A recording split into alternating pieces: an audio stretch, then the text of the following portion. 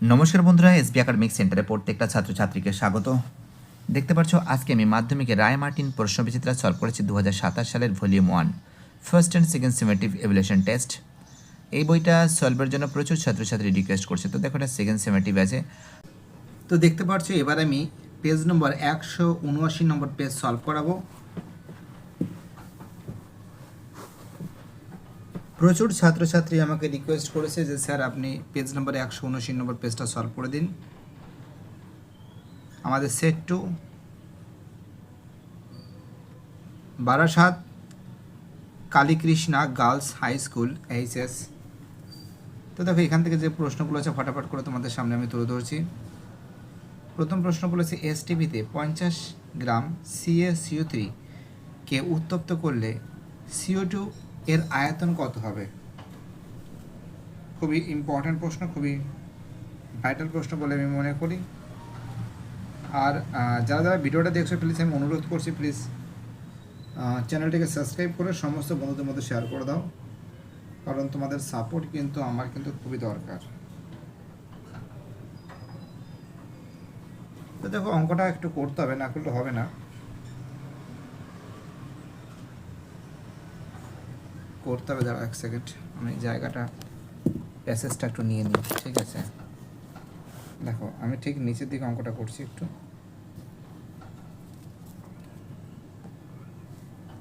One point one. তো দেখো CaCO3 molar ভর কত আছে? CaCO3 কত আছে? 100 গ্রাম, তাই তো?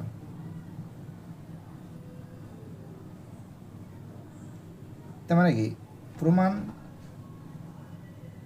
প্রমাণ তাপমাত্রা ও চাপে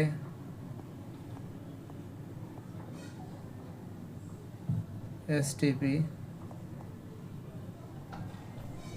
100 গ্রাম এর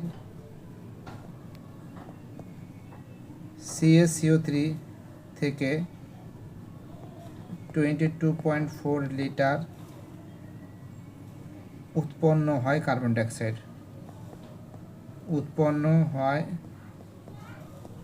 ডাইঅক্সাইড। অতএব 50 গ্রাম উৎপন্ন করে 22.4/2 সমান 11.2 লিটার। 11.2 লিটার অ্যান্সার হবে। পরের প্রশ্ন, কোনো কঠিনের দৈর্ঘ্য আয়তন প্রসারণ গুণাঙ্কের অনুপাত কত হবে? 1:3।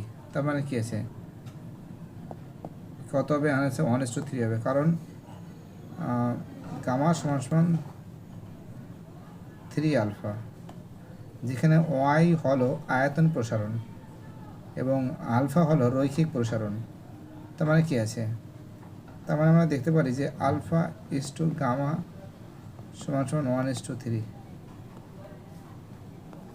পরে প্রশ্ন 1.3-তে কিলোওয়াট ঘন্টা দ্বারা যে ভৌত রাশি পরিমাপ করা তা হলো তড়িৎ শক্তি। 1.4-এ বিভব কার্য আদান এর মধ্যে সম্পর্কটি হলো ডি এর অ্যান্সার। কিউ সমান W/V। দেখো কিউ সমান কি আছে? W/V। চলো পরের প্রশ্ন কি বলেছে 1.5-এ অ্যানোডে সংগঠিত বিক্রিয়াটি হলো জারণ। পরের প্রশ্ন, অ্যামোনিয়া থেকে নাইট্রিক অ্যাসিড প্রস্তুতির শিল্প পদ্ধতি বলে? অ্যান্সার হবে ওয়াশল্ট পদ্ধতি। 1.7-এ প্রদত্ত কোন ধাতু সংকরের জিঙ্ক বর্তমান? অ্যান্সার হবে পিতল। অ্যান্সার হবে পিতল। তো দেখো এগুলো হয়ে যাওয়ার পর আমি তোমাদের এখান থেকে এই প্রশ্নগুলোটা সলভ করে দিচ্ছি যে 10 মোল N2 এর সঙ্গে 6 মোল H2 এর বিক্রিয়ায় উৎপন্ন NH3 গ্যাসের মোল সংখ্যা কত? দেখো 2.1-এর যে প্রশ্ন আছে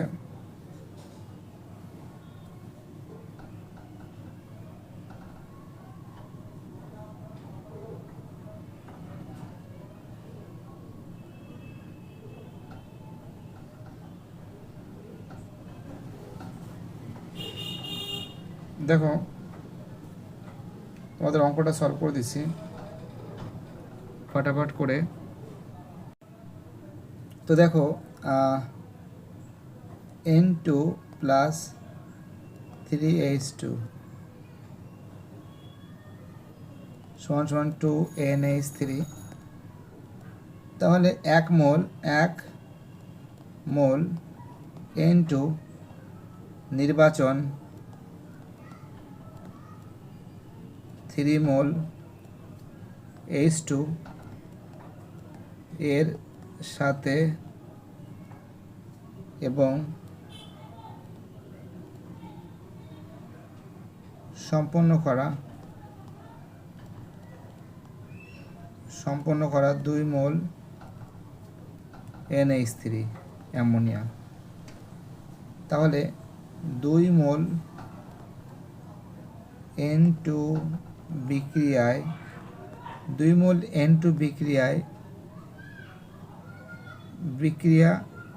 বিক্রিয়া করে 6 মোল H2 এর সাথে 2 মাল্টিপ্লাই 2 সমান 4 মোল NH3 অ্যামোনিয়া। তার মানে কি NH3 মোল কত হবে? NH3 মোল কত হবে? 4 হবে। অ্যান্সার কত হবে? 4।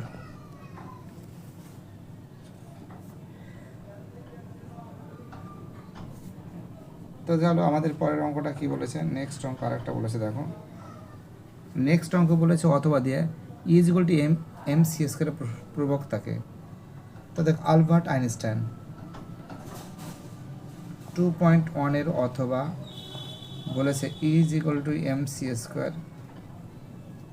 অ্যান্সার হবে অ্যালবার্ট অজে ভালো আকার অ্যালবার্ট আইনস্টাইন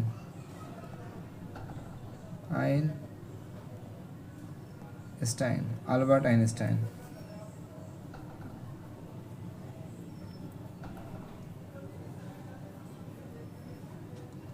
চলো আমাদের পরের প্রশ্ন কি বলেছে 2.2-তে শূন্যস্থান পূরণ করে গ্যাসীয় পদার্থের আয়তন প্রসারণ গুণাঙ্কের মান কত?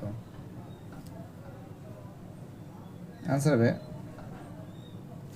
1/273 10⁻⁻1। ঠিক আছে, অ্যান্সার 2.2 এর অ্যান্সার এটা হবে। চলো আমাদের পরের প্রশ্ন কি বলেছে দেখা যাক। নেক্সট কোশ্চেন একটু বেশি বড় নেই। হ্যাঁ দেখো, এবার দেখো একটু জুম করে নিলাম।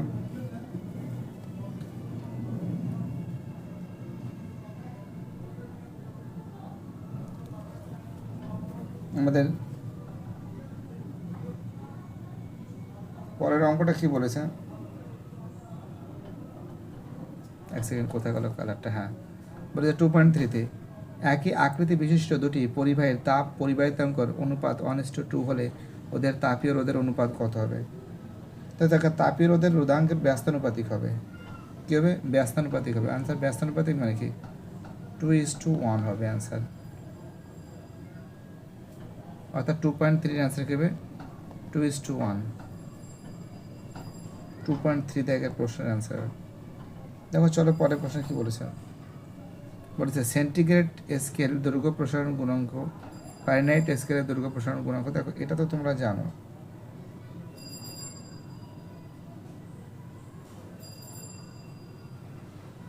টু 2.3 অথবা অরের অ্যান্সার হবে। দেখো যারা যারা ভিডিওটা দেখছো তাদের আমি অনুরোধ করছি প্লিজ চ্যানেলটার সঙ্গে যুক্ত থাকো, চ্যানেলটাকে সাবস্ক্রাইব করো। দেখো 2.3 অ্যান্সার এটা হবে। আর অবশ্যই তোমাদের সাপোর্ট আমাদের চাই। 2.4 এর প্রশ্ন কি বলেছে, ফ্লেমিংয়ের বামহস্ত নিয়মে তর্জনী কিসের অভিমুখ নির্দেশ করে? তর্জনী অভিমুখ নির্দেশ করে চুম্বক ক্ষেত্রের অভিমুখ। চুম্বক ক্ষেত্রের অভিমুখ, চুম্বক ক্ষেত্রের কী হবে? অভিমুখ। 2.5-এ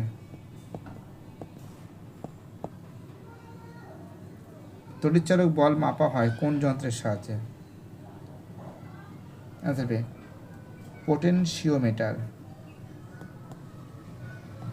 পোটেনশিওমিটার যন্ত্রের সাহায্যে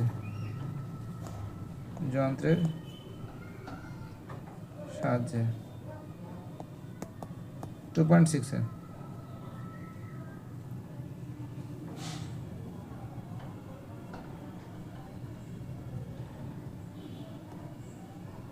সত্য মিথ্যা লেখো। বৈদ্যুতিন হিটার ব্যবহৃত নাইক্রোম তারের রোধ গলনাঙ্ক খুব কম হওয়া উচিত।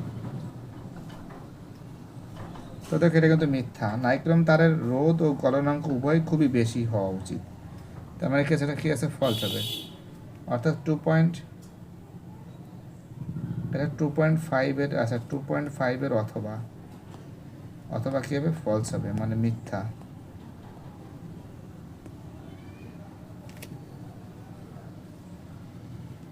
চলো আমাদের পরের প্রশ্ন কি বলেছে।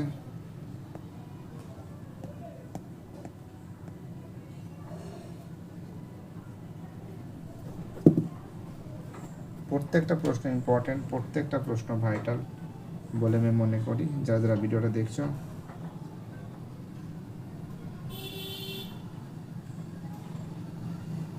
যাদের যাদের সাপোর্ট আমি পাচ্ছি। আমাদের পরের প্রশ্ন বলেছে, চলো কোন জায়গার আমারটা হবে সেটা আমি বলছি, দাঁড়াও।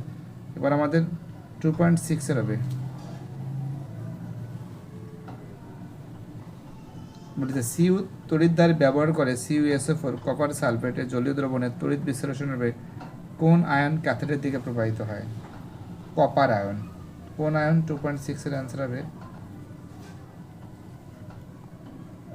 Copper ion. Cu2+। 2.7 এর গোল্ড প্লেটিং এর জন্য প্রয়োজনীয় তড়িৎ বিশ্লেষ্য পদার্থটির নাম লেখো। পটাশিয়াম আরো সায়ানাইড। অ্যান্সার হবে পটাশিয়াম। পটাশিয়ামটা মন্তস্থ। পটাশিয়াম আরো সায়ানাইড কি হবে? KAUCN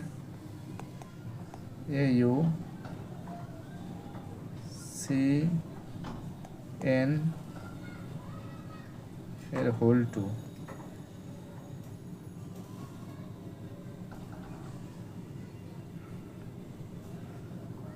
পরের প্রশ্ন 2.7 2.8 বলেছে AlCl3 এর জলীয় দ্রবণে অ্যামোনিয়া জলীয় দ্রবণ যোগ করলে যে অদক্ষে পড়ে তার সংকেত কি? সেকে অ্যালুমিনিয়াম হাইড্রোক্সাইড। সংকেত হবে AlOH এর হোল 3। অ্যালুমিনিয়াম এর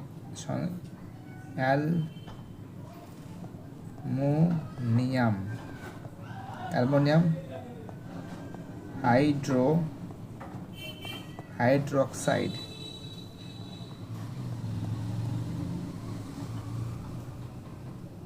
2.9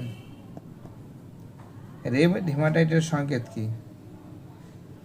অ্যান্সার হবে Fe2O3 ফেরিক অক্সাইড। ফেরিক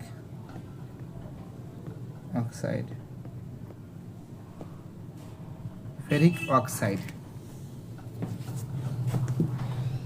চলো আমাদের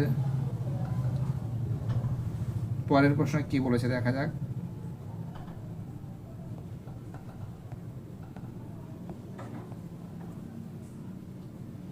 তো দেখো গ্রুপ সি।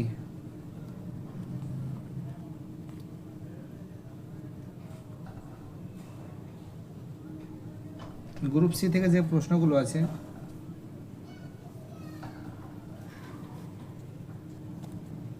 দেখো গ্রুপ সিতে বলেছে একটি বৈদ্যুতিক বাতির গায়ে, এক সেকেন্ড,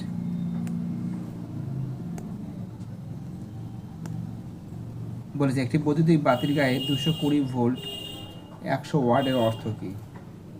এর অর্থ হলো এর অর্থ হলো 3.1, এর অর্থ হলো বাতিতে 220 ভোল্ট বিভব প্রভেদ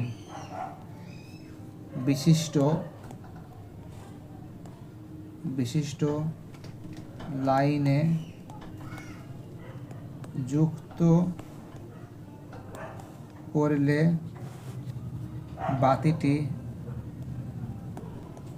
বাতিটি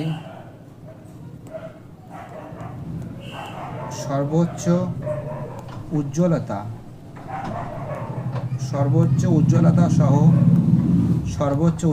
সহ জ্বলবে এবং প্রতি সেকেন্ডে 100 জুল বৈদ্যুতিক শক্তি ব্যয় করবে অথবা দিয়া 3.1 এর অথবা ওহমের সূত্রটি বিবৃত করে। এই সূত্র থেকে রোধের সংজ্ঞা কি? তাই ওহমের সূত্রটি কি বলতো তোমরা জানো? উষ্ণতা ও অনন্য দাঁড়া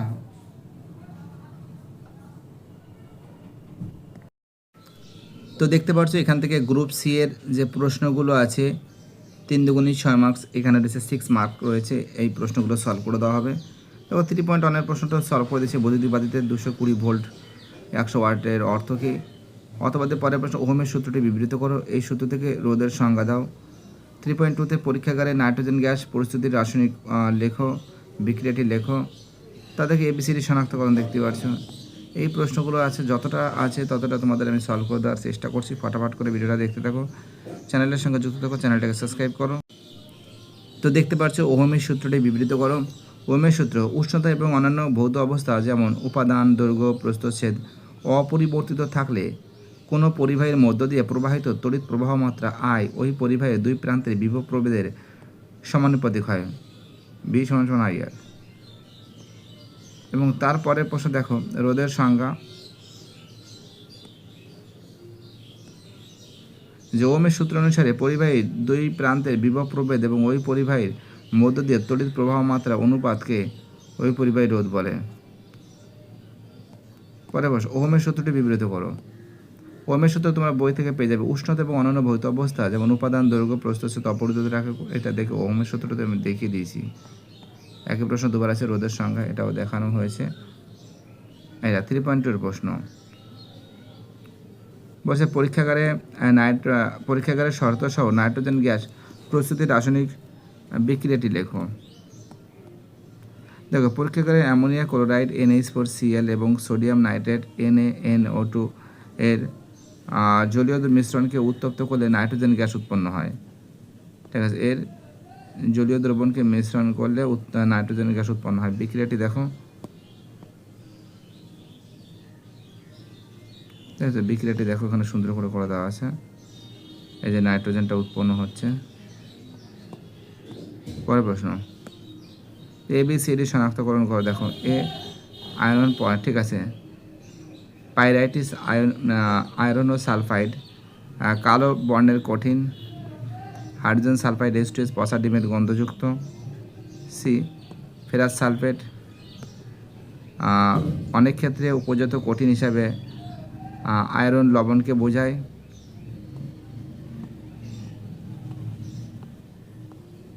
PbS লেড সালফাইড। 3.3 প্রশ্ন, MgSO4 জলীয় দ্রবণকে তড়িৎ বিশ্লেষণ করলে ক্যাথোডে কী বিক্রিয়া ঘটে? লেখো। বিক্রিয়াটি জারণ না বিজারণ? যুক্তি সহ লেখো।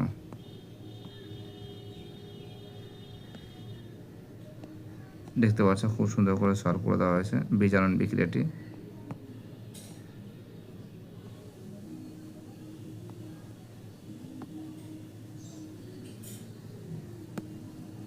ধাতুর সক্রিয়তা শ্রেণীর বৈশিষ্ট্য 1, 2, 3টে বৈশিষ্ট্য দেওয়া আছে। এগুলো লিখবে।